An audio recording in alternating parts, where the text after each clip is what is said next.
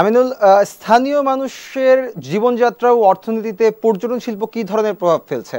পর্যটন পেশায় নির্ভরশীল মানুষরা কেমন আছেন জানাবেন। এই বিষয়টি বলতে গেলে বলা যায় বান্দরবনে এই যে পর্যটন শিল্প রয়েছে এটি অনেক উত্থান এবং পতনের মধ্য দিয়ে গিয়েছে। করোনা মহামারীর সময়ের পর এছাড়া চীন কুকি যে ব্যাংক ডাকাতি রয়েছে এর মধ্য দিয়ে বান্দরবনে খুব একটা আতঙ্ক ছড়িয়ে পড়েছিল। আতঙ্ক ছড়িয়ে পড়ার কারণে সারা দেশ থেকে পর্যটক মানে আগমনটা কমে গিয়েছে এবং পর্যটক শূন্য হয়ে গিয়েছিল বান্দরবান। ঠিক এই সময় সাজেকে যখন আগুন লাগে ঠিক সাজেকটাও বন্ধ হয়ে যায়। পরবর্তীতে বান্দরবানের লামাজি উপজেলাটি সেটি একটি বাঙালি অধ্যুষিত উপজেলা। বাঙালি অধ্যুষিত উপজেলা হওয়ার কারণে এখানে আইন শৃঙ্খলা পরিস্থিতি খুবই স্বাভাবিক এবং কখনো কোনো ধরনের টুরিস্টদের নিয়ে অঘটন ঘটেনি। ফলে ওই সময়টাতে যে সময়টাতে সাজেকে আগুন লেগেছিল ঠিক ওই সময়টাতে এখানকার যারা উদ্যোক্তারা আছেন তারা মনে করেছেন যে এই টুরিস্ট যারা আছেন তারা বান্দরবানের লামাতে আসবেন এবং লামা থেকে কক্সবাজারের দূরত্ব মাত্র 70 কিলোমিটার।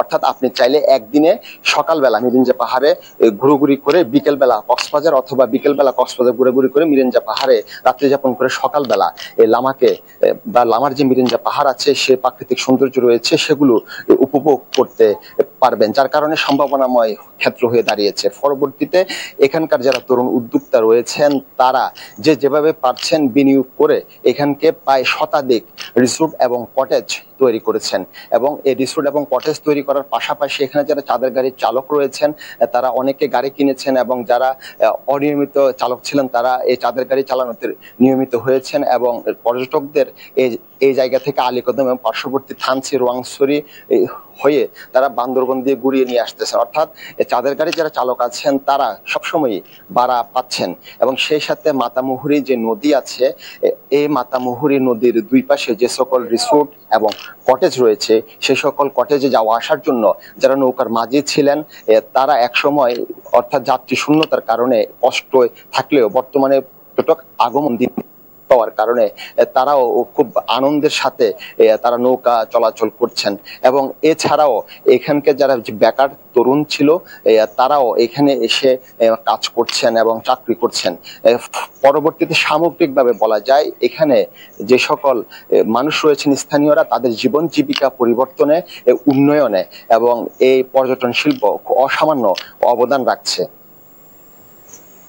আপনি তরুণ উদ্যোক্তাদের কথা বলছিলেন আমিনুল, এবং একটু জানতে চাইবো আপনার কাছে যে যারা তরুণ উদ্যোক্তা আছেন আমাদের কাছে তথ্য আছে যে তারা পিছিয়ে পড়ছেন বিভিন্ন সমস্যার কারণে। একটু জানতে চাইবো যে কি কি সমস্যার কারণে আসলে উদ্যোক্তারা পিছিয়ে পড়ছেন পর্যটন শিল্প থেকে।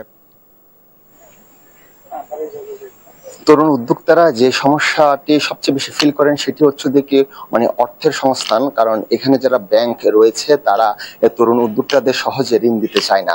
আর এখানে পাহাড়ে যে কোনো রিসোর্ট বা কটেজ করা অত্যন্ত ব্যয়বহুল এবং জিনিসপত্রের দাম সমতলে যে দাম থাকে সেটি পাহাড়ে ক্যারিং করে আনতেও অনেক টাকা লাগে। এছাড়া প্রত্যেকটি জিনিসপত্রের দ্রব্যমূল্যের ঊর্ধ্বগতির কারণে তাদের অনেক বেশি টাকা পয়সার প্রয়োজন হয় এবং ব্যাংক যদি বা আর্থিক প্রতিষ্ঠান যদি তাদের সাপোর্ট দিত তাহলে তারা আরো বেশি ভালো করতে পারতো। এবং স্থানীয় যে সকল তরুণরা আছেন তাদের কাছ থেকে যখন আমরা জানতে চাই যে ওনারা কিভাবে এই টাকা ম্যানেজ করলেন, সবাই বলে যে ধার দেনা করে ওনারা যেভাবে পেরেছেন পর্যটন শিল্পকে এগিয়ে নিতে এবং এই সম্ভাবনাকে কাজে লাগাতে তারা এখানে বিনিয়োগ করেছেন। ধন্যবাদ আমিনুল আপনাকে। দর্শক, বান্দরবানের লামার মিরিঞ্জা পাহাড় থেকে জানছিলেন সার্বিক পরিস্থিতি। সার্বক্ষণিক তথ্য পেতে চোখ রাখুন ntvbd.com এ। এছাড়া সাবস্ক্রাইব করে সঙ্গে থাকুন ইউটিউবের NTV নিউজ চ্যানেলে এবং ফলো করুন ফেসবুকের ভেরিফাইড পেজ NTV-তে।